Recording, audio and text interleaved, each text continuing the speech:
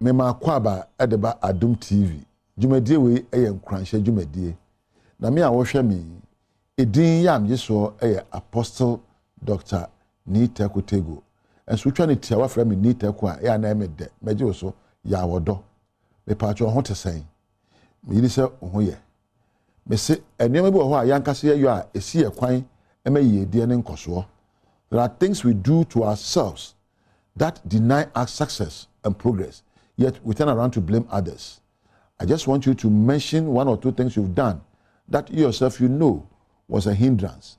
Wa winim ne mabu ha wo yo ya kwansidie edema wo eba na osikasam eba na wadesua eba na waware na wapomodine na me de ba ko bi brewo.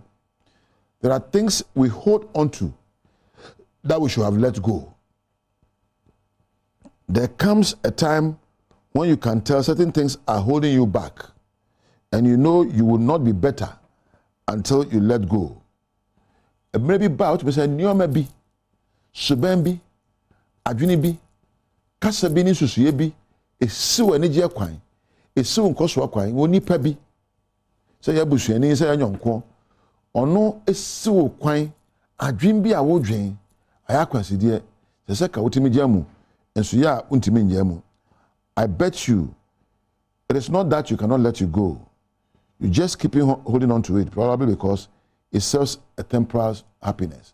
Ukras adrenim, say any pano or ben because ebi akwembi so no o ma waneje. Saa nsusuye no ebi akwembi so no e ma hoto. Nanso ahoto no a wunya no enye ahoto a edoko yiyeye mu. Saa neje na wo de bre wo no nye neje edoko yiyedie mu. Neje a tiawa na etwakọ.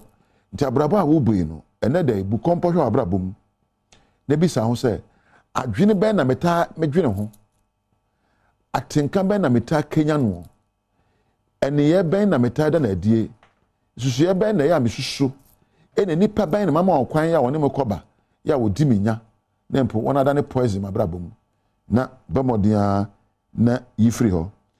It is time you make character change a priority and stop holding on to things that aren't productive for you. Emne do ese ohunu se nsakaye ade ese dimu it should be a priority. Growth, success and development must be a priority.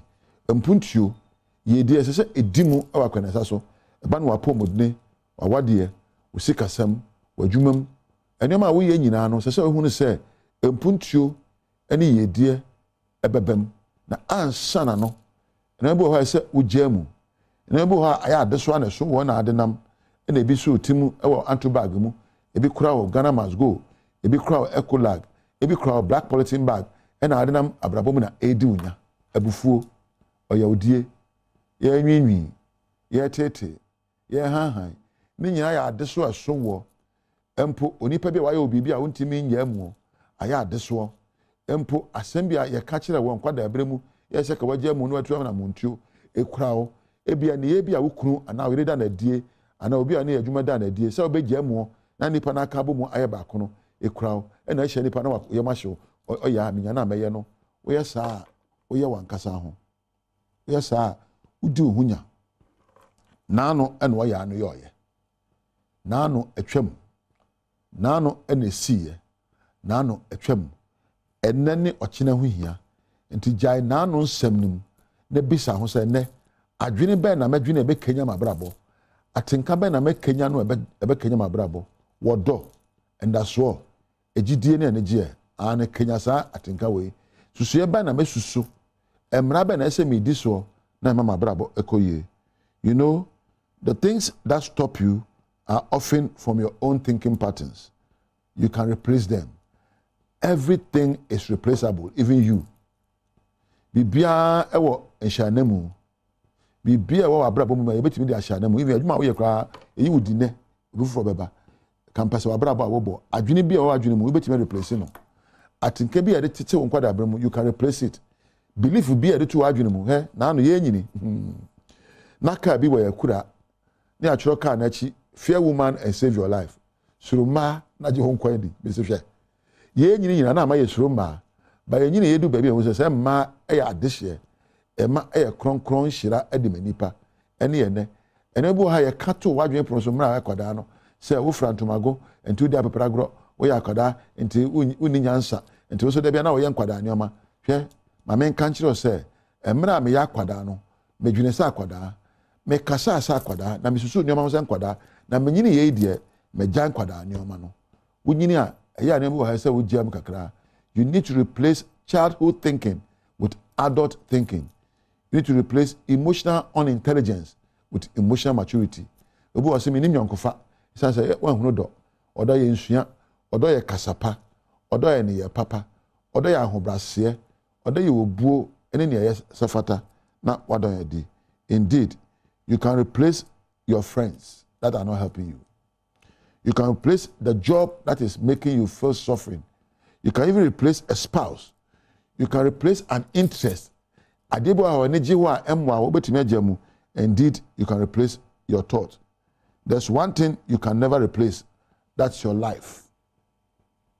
Therefore, live your life to impact others. Live your life by adding value. Live your life by thinking right and thinking positively. Your life cannot be replaced. So stop holding on to the things that are letting you lose your life. Nebo wa ukuremu enema wanenye. Nebo wa ukuremu enema wonkoso. Nebo wa ukuremu enema wodi yaw. Jemu kakra na penioma ne ya ebema eneje edwere wo. Baba yeboyi. Wo nyonko bi. Wo hia na aka otimu semche na ofio. Wotimi nye. O wo de we say. Se nyonko no ya beguro nyonko. Ense mfata se ne benante. Pe obi obehye wonkran. Book bi wa wo kan a enhye wonkran. Adebo ha hwe no TV so enhye wonkran. Radio program wa enhye wonkran. Ni na nyonko. Jamu na pesua hunu ene kasapa. Penioma behye wonkran a ebema wadwen adore nyansam na penyankopon ne mpabo nyamesuro. Odofo onyame nhira se wonya kwan atie mi. Membom paye se wadwene ebekọ adwenpamu.